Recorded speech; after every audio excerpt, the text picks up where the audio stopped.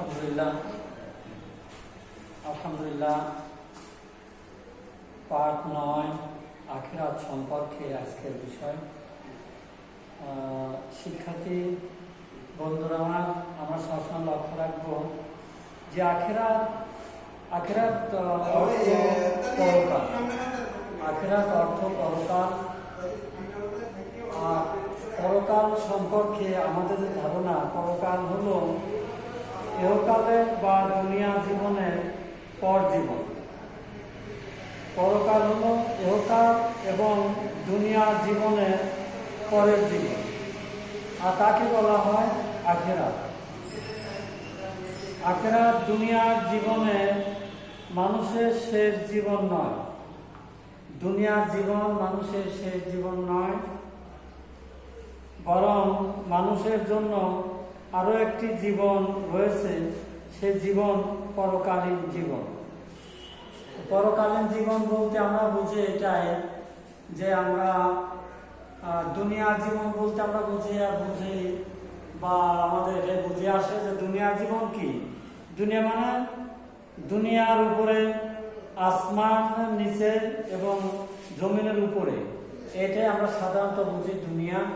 আর এই দুনিয়াটা জীবনই আমাদের শেষ জীবন নয়। এর পরের জীবন আছে, সেটাই হলো আখিরাতের জীবন। আখিরাতের জীবন মানুষ অনেকেই ভাবে যে দুনিয়ার জীবনই শেষ। যেমন আমার কোন এক বন্ধু একদিন কথায় বলছে যে আমরা দুনিয়ায় যে কয়দিন বেঁচে আছি এই কয়দিন আমাদের জীবন, তারপরে মৃত্যুর পর আর কি হবে? মৃত্যুর পর আর কিছু হবে না। আমাদের মৃত্যুর পরে আর কোনো কষ্ট বা শান্তি এই বলতে কোনো কিছু নেই। কিন্তু মানুষ ভুলের মধ্যে কত রাজ, যারা কোরআন বিশ্বাস করে না, যারা কোরআন ছেড়ে দিয়েছে, আল্লাহ দিন সম্পর্কে যে ধ্যান ধারণা সেটা কোরআনের মধ্যে আছে, হাদিস এবং কোরআনের মধ্যে আছে। কিন্তু মানুষ আজকে হাদিস কোরআন ছেড়ে দেওয়ার কারণে মানুষ দুনিয়ার জীবনকে প্রাধান্যতা দেয় এবং দুনিয়ায় সব কিছু মনে করে যে দুনিয়ার জীবনের পরে আর কোনো জীবন নেই। কিন্তু কোরআন পাকের মধ্যে আল্লাহ বলছে দুনিয়ার জীবনই শেষ জীবন নয়, এর পরের একটা জীবন আছে, সেটা হচ্ছে পরকাল জীবন। সেটা হচ্ছে আখিরাত। আখিরাত সম্পর্কে আমাদের ধ্যান ধারণা সেটা হলো যে আমরা তো দুনিয়ায় আসছি, দুনিয়ায় তো আমরা থাকবো না, মারা যাবো। আল্লাহ কোরআন পাকের মধ্যে বলছেন কুল্লু নাফসিন যায়িকাতুল মাউত। আমাদের প্রত্যেকটা জীবে আল্লাহ বলেছেন যে প্রত্যেকটা জীবে তার মৃত্যুর স্বাদ গ্রহণ করতে হবে। আর মৃত্যুর স্বাদ গ্রহণ করে তারা কোথায় থাকবে? তাদের সেটাই কি জীবন শেষ? না, তারপরে জীবনটা কুল্লু নাফসিন যায়িকাতুল মাউত। আমাদের যে মৃত্যু হবে, মৃত্যুর পরে যে জীবনটা, সেই জীবনটা তো আখিরাতের জীবন। আর সেই জীবন, আখিরাতের জীবন শুরু হয় কি দিয়ে? আমাদের কবর দিয়ে। সমস্ত মানুষের, মুমিনাত, মুসলিমাত যারা আছেন, যারা কোরআন বিশ্বাসী, যারা হাদিস বিশ্বাসী, ইসলামী ইতিহাস বিশ্বাসী, নবী রাসূল বিশ্বাসী, তাদের জন্য রয়েছে আখিরাত। আর আখিরাত বলতে কি? সেটা হলো মৃত্যু থেকে শুরু করে, কবর থেকে শুরু করে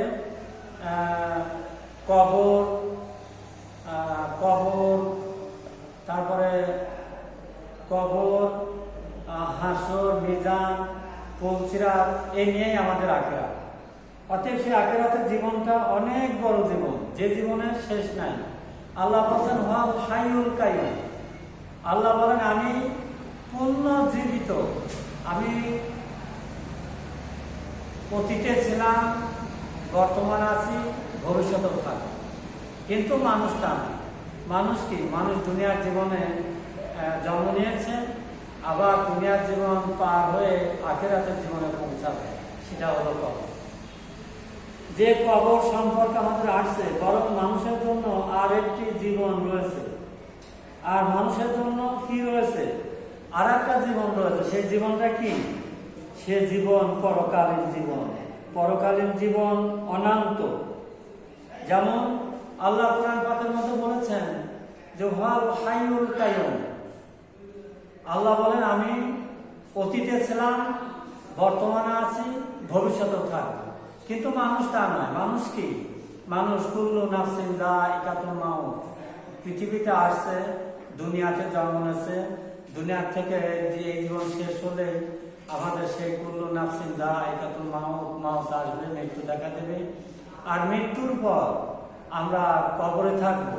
কবরে কতদিন থাকবো? হাদিসের মধ্যে আসছে যে আমাদের কবরের জীবনটা নিম্নতম 40,000 বছর, নিম্নতম 40,000 বছর কবরে থাকা লাগে। শিক্ষার্থী বন্ধুরা আমার, সেই পরের জীবন, ওই জীবনের পরের জীবন আসবে আমার তোমার হাসরের জীবন, পুলসিরাতের জীবন। যেমন পুলসিরাত সম্পর্কে আসছে, পুলসিরাতের ঘাট হবে 30,000 বছরের রাস্তা। শিক্ষার্থী বন্ধুরা আমার, যে সেইখানে আমরা 30,000 বছরের রাস্তা পার হতে হলে যারা ইমানদার, মুত্তাকিন, পরহেজগার, কোরআন বিশ্বাসী, যারা কোরআন অনুযায়ী জীবনযাপন করে, হাদিস অনুযায়ী জীবনযাপন করে, তারা বিদ্যুৎ চমকানোর ন্যায় তারা পুলসিরাতের ঘাট পার হয়ে যাবে। মানে এমন হবে যে চোখের পলক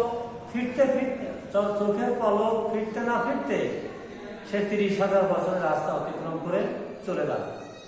কিন্তু যারা ইমানদার নয়, যারা পরহেজগার না, যারা কোরআন বিশ্বাসী না, আল্লাহর দ্বীন বিশ্বাসী না, নবী রাসূল বিশ্বাসী না, এরা পার হতে পারবে না। এরা পুলসিরাতের ঘাটের উপরে উঠবে, আবার পড়ে যাবে। আমরা ছোটবেলা শুনেছি মাদের মুখে যে পুলসিরাতের ঘাটটা কেমন হবে। পুলসিরাতের ঘাটটা হবে চুলির চেয়ে চিকুন আর হিরোর চেয়ে ধার। এত কঠিন ধার হবে যে ওর উপর উঠলে পা কেটে পড়ে যাবে। যারা গুনাহগার তারা পা কেটে পড়ে যাবে, আর যারা নেককার তারা পড়বে না। তারা ওই রাস্তার উপর দিয়ে খুব দ্রুতগামী হেঁটে পাড়া চলে যাবে। চোখের পলক ফিরতে না ফিরতে 30,000 বছরের রাস্তা অতিক্রম করে চলে যাবে, যা হাসর মাঠে পৌঁছাবে। অতএব শিক্ষার্থী বন্ধুরা আমার, যারা ইমানদার তাদের পক্ষে সম্ভব, যারা পরহেজগার তাদের পক্ষে সম্ভব, যারা কোরআন বিশ্বাসী, যারা নবী রাসূল বিশ্বাসী, আল্লাহর দ্বীন বিশ্বাসী, তদ অনুযায়ী জীবনযাপন করে, তাদের পক্ষে সম্ভব। আর যারা গুনাহগার, যেমন মাহে রমজান মাস গেল, অনেকে আছে, আল্লাহর অনেক বান্দা বান্দি আছে, এত বড় দিন, এত বড় কঠিন দিন, তারা 30টা দিন রোজা রেখেছে। দুপুরের রোদ্দুর যখন দেখা দেয়, মানুষ পানি পিপাসায় ছটফট শুরু হয়ে দাবাদাবি শুরু করে, তারপরেও তারা রোজা ভাঙেনি। কেন ভাঙেনি? তারা জানে যে রোজা রাখা কার ফরজ, কার হুকুম? আল্লাহর হুকুম, আল্লাহর নির্দেশ, অর্থাৎ ফরজ। সেটা আদায় করতে হবে, যত কষ্ট হবে তারা আদায় করেছে। কিন্তু অনেক মানুষ দেখা গেছে তারা আদায় করেনি, তারা অতটা কষ্ট স্বীকার করেনি, অতটাকে কষ্ট করতে তারা রাজি হয়নি। শিক্ষার্থী বন্ধুরা আমার, এইভাবে যারা কষ্ট করে রোজা রেখেছে তারা তার যা পাবে। তারাই পুলসিরাতের ঘাট এত দ্রুতগামী পার হয়ে যাবে যে তারা চোখের পলক ফিরতে না ফিরতেই 30,000 বছরের রাস্তা অতিক্রম করে চলে যাবে। শিক্ষার্থী বন্ধুরা আমার, ওই কঠিন মুসিবতের দিন আমরা দেখতে পাবো যে সব মানুষ, হাজার লক্ষ লক্ষ মানুষ তারা পুলসিরাত পার হয়ে চলে যাচ্ছে। কিন্তু আবার কিছু হাজার মানুষ, লাখ মানুষ তারা জাহান্নামের মধ্যে পড়ে পুলসিরাতের ঘাটের মধ্যে পড়ে যাবে। জাহান্নামের পুলসিরাতের নিম্নগামী হয়ে যাবে, নিম্নের দিকে পড়ে যাবে, আর জাহান্নামীগামী হয়ে যাবে। তারা জাহান্নামের আগুনে দাও করে আগুন নিচে দাও করে আগুন জ্বলবে, আর সেই আগুনের মধ্যে তারা জ্বলবে, পুড়বে, খারখার হয়ে যাবে আর চিল্লাচিল্লি করবে। কিন্তু তাদের আল্লাহ নাজাত দেবে না, তাদের পার হওয়ার ব্যবস্থা করে দেবে না। যেদিন 30,000 বছরের রাস্তা পূর্ণ হয়ে যাবে, যেদিন 30,000 বছর পূর্ণ হয়ে যাবে, সেদিন আল্লাহ তাদের আবার হাসরের মাঠে উপস্থিত করাবেন। যখন আল্লাহ হাসরের মাঠে উপস্থিত করাবেন, এই গুনাহগাররা তারা আবার হাসরের মাঠটা 50,000 বছর তারা থাকা লাগবে। আর যারা গুনাহগার, যারা ডাকাতি করে, যারা জিনা করে, যারা এতিমদের মাল জোর করে খায়, অন্যের মাল না বলে খায়, এদের সুদ ঘুষ যারা খায়, যারা নামাজ পড়ে না, এদের চুরি ডাকাতি করে, এদেরকে আল্লাহ জাহান্নামে। আর এরাই হাসরের মাঠে দাঁড়িয়ে থাকবে। কেমন করে, যে তারা দাঁড়ায় থাকবে, পায়ে হিট হবে, মাথার মগজ গলে গলে জমেন করবে। শিক্ষার্থী বন্ধুরা আমার, এইসব মানুষের আল্লাহ দেবে কোথায়? জাহান্নাম। আল্লাহ হাসরের মাঠে যেদিন দুই দলকে সামনে ডেকে হাতে করাবে, একদল হলো নেককার আর একদল হলো বদকার। বদকার যারা, এরা হলো গুনাহগার। এই গুনাহগারেরা আল্লাহ বলবে, তুমি আমাকে সিজদা করো। কিন্তু সারা জীবন জিনা করেছে, ও সারা জীবন সুদ খেয়েছে, ও সারা জীবন ঘুষ খেয়েছে, ও সারা জীবন এতিমদের মাল জোর করে ফাঁকি দিয়ে খেয়েছে, অন্যের মাল ফাঁকি দিয়ে খেয়েছে, ভোগ করেছে জোর করে। আল্লাহ বলবেন যে তুমি সিজদা করো, কিন্তু আসলে সে সিজদা করতে পারবে না। যখন সিজদা করতে পারবে না, তার মাথাটা নিম্নগামী হয়ে যাবে, আল্লাহকে সিজদা করতে পারবে না। কোথায় হাদিস শরীফে কোথাও লিখেছে যে না, নিম্নগামী না, তারা কি হবে? সিজদা করতে যাবে সামনে, পিছন দিকে উল্টে পড়বে। আসলে তারা দুনিয়াতে কোনোদিন আল্লাহর হুকুম পালন করে নাই, তারা আল্লাহকে সিজদা করে নাই, আল্লাহর কথা শোনে নাই, আল্লাহর কথা মানে নাই। শিক্ষার্থী বন্ধুরা আমার, যেমন আজকে অনেক জায়গায় আছে যে জমি শহরগঞ্জে বিক্রি হচ্ছে। জমিওয়ালা বলছে, দেখো তুমি যাই আমার জমি বিক্রি করে দেবে, তোমার 1050 টাকা কি 1100 টাকা কি 1200 টাকা থাকে, তোমার জমি বিক্রি করে দেবে। এই যে জমি বিক্রি করা শুরু করলো, দালালি করা শুরু করলো, ঘুষ খায়া একজন উপকার করলো। এটা না, আল্লাহ রাসূল বলছে তুমি তা করবে কেন? তুমি একজন উপকার করো, একজন জমি বিক্রি করো, তুমি তার জমিটা বিক্রি করে দাও, একজন রেখে দাও। রাখালার উপকার হবে, বেচালারও উপকার হবে, দুজনকে উপকার করো এবং সাহায্য করো। সাহায্য করলে কি হবে? তোমার স্বভাব হবে, আর সেই স্বভাবের বিনিময়ে তুমি জান্নাতে যেতে পারবে। অতএব শিক্ষার্থী বন্ধুরা আমার, আমরা সেই দিকে লক্ষ্য করি না।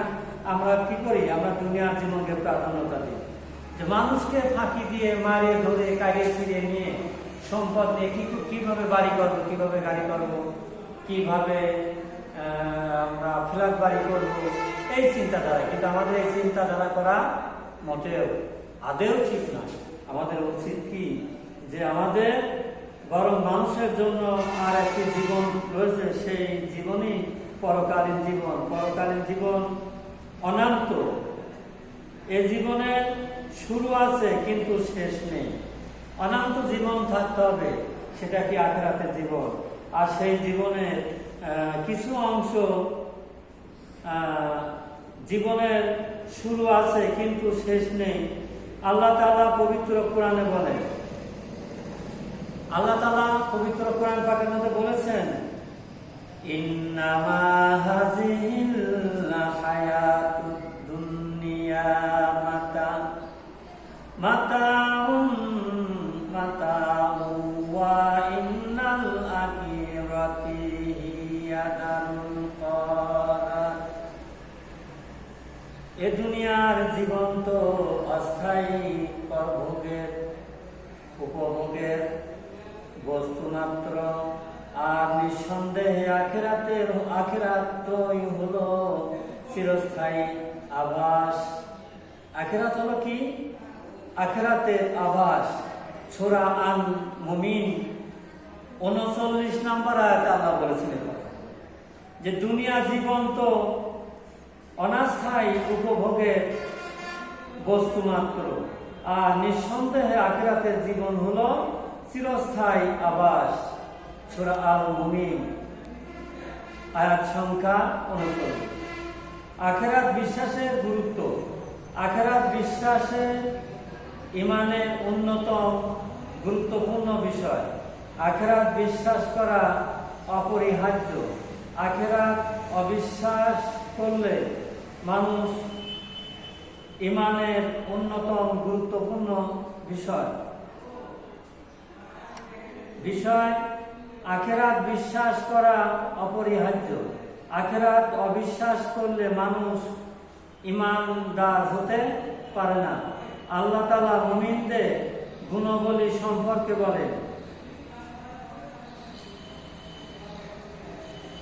ওয়াবিল আখিরাতি হুম ইউকিনুন।